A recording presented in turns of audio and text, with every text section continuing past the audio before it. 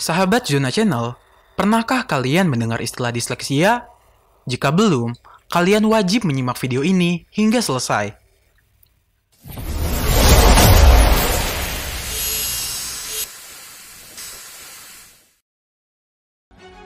Disleksia adalah suatu jenis gangguan belajar yang memengaruhi seseorang dalam memproses bahasa seperti ketika membaca, mengeja, dan menulis. Umumnya, ini terjadi pada anak usia 7 hingga 8 tahun. Namun, tidak menutup kemungkinan disleksia dapat terjadi di usia remaja hingga dewasa. Menurut penelitian, disleksia terjadi karena adanya masalah dalam pemrosesan fonologis sebuah kata atau informasi di dalam otak. Sebuah studi fMRI juga mengemukakan orang dengan disleksia lebih mengandalkan otak kanan dan lobus frontal. Artinya, ketika mereka membaca sebuah kata, informasi berjalan lebih jauh di otak mereka.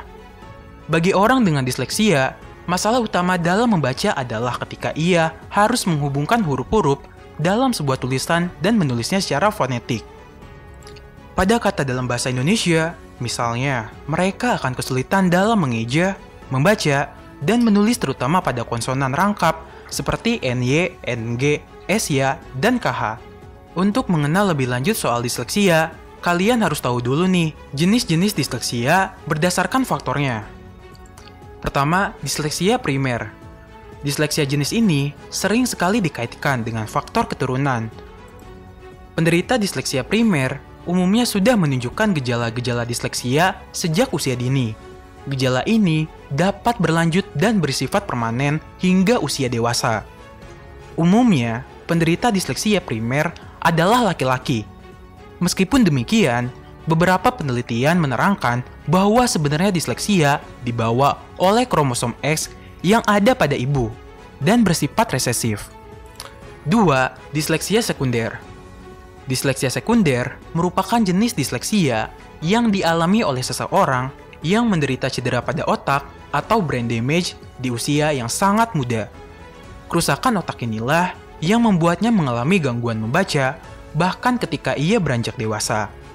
Biasanya, disleksia jenis ini disebabkan oleh gangguan pada proses kehamilan atau kelahiran. Selain itu, bisa saja karena benturan yang terjadi sewaktu anak tersebut masih bayi.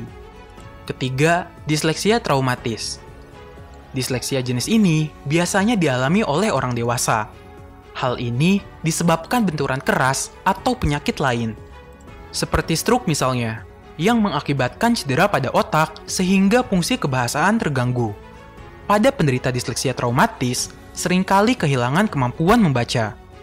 Nah, selain itu, gangguan belajar ini dapat digolongkan berdasarkan jenis masalahnya yang dihadapi, yaitu phonological dyslexia atau pendengaran, kesulitan mengeja sebuah kata menjadi susunan huruf, serta menulis kata-kata yang didengar.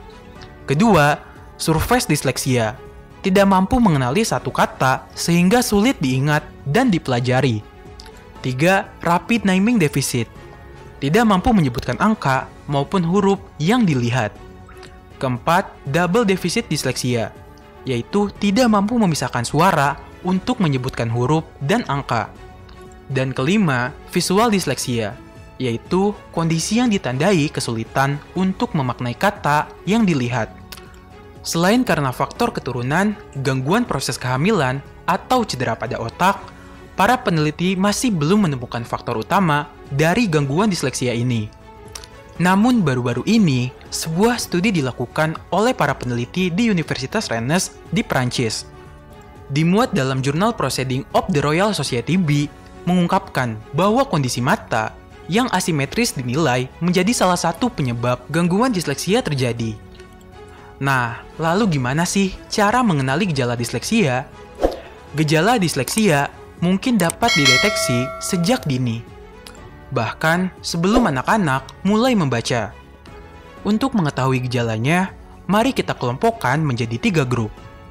Grup pertama, masa kanak-kanak. Ciri-cirinya salah mengucapkan kata, misal teddy bear menjadi baby tear.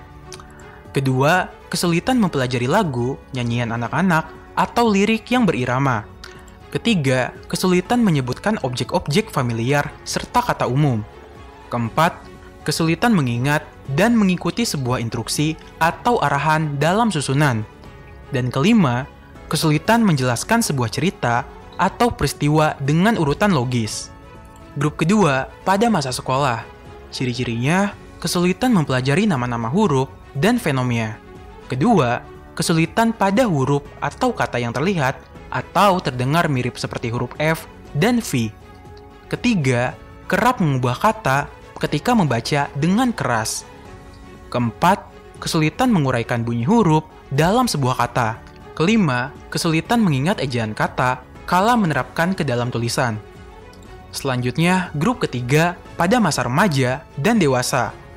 Ciri-cirinya, yang pertama membaca dengan lambat, kedua membutuhkan waktu lama untuk menyelesaikan tugas bacaan, ketiga kesulitan meringkas cerita, keempat kesulitan ketika harus menulis catatan dengan cara didikte, kelima kesulitan mengingat nama orang, dan keenam kesulitan mengingat jalan. Disleksia memang tidak dapat disembuhkan. Meski begitu, kita masih bisa membantu mengurangi kesulitan mereka. Selain berkonsultasi serta menjalani terapis, ada beberapa hal yang dapat kita lakukan. Berikut tips untuk para orang tua dengan anak penderita disleksia, yaitu 1. Atasi masalahnya sejak dini, mungkin dengan konsultasi pada ahlinya. Kedua, terus dampingi anak dalam belajar dan bantu mereka ketika kesulitan membaca. Dan ketiga, jika anak sudah memasuki usia sekolah, segera koordinasi dengan pihak sekolah perihal kondisi anak. Lalu, tips untuk para guru menangani peserta didik disleksia. Pertama, membimbing dengan sabar dalam kegiatan yang berhubungan dengan bahasa. Kedua, inovatif dan kreatif dalam mengajari anak-anak membaca. Dan ketiga, melibatkan indera pendengaran, penglihatan, dan perasa dalam belajar. Misalnya, membuat kelompok kata pada kertas warna yang berbeda, atau membaca sembari mendengar. Selanjutnya, tips untuk remaja dan orang dewasa yang menderita disleksia. Pertama, carilah rekan, guru, atau siapapun yang dapat membantu mengevaluasi tiap bacaan kalian dan memperbaiki ejaan yang salah. Kedua, terbuka pada teman, rekan kerja, atau bos tempat kerja agar dapat membantu dan memahami kondisi yang kalian derita.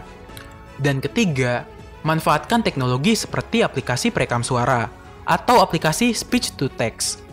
Meski memiliki keterbatasan, bukan berarti kita dapat menyimpulkan disleksia sebagai suatu penyakit atau kecacatan. Ini lebih kepada keterlambatan dalam proses belajar membaca dan bertutur. Disleksia juga bukan berarti orang dengan tingkat intelijensi rendah. Karena nyatanya, para penderita disleksia tidak jauh berbeda dengan orang-orang pada umumnya. Malah, orang dengan disleksia memiliki daya cipta yang tinggi. Sebut saja tokoh terkenal yang mengidap disleksia seperti Albert Einstein, John Lennon, Agatha Christie, dan masih banyak lagi. Jadi, jangan salah kaprah ya. Jangan lupa like, komen, dan subscribe agar kami selalu bersemangat membuat konten yang bermanfaat serta menghibur.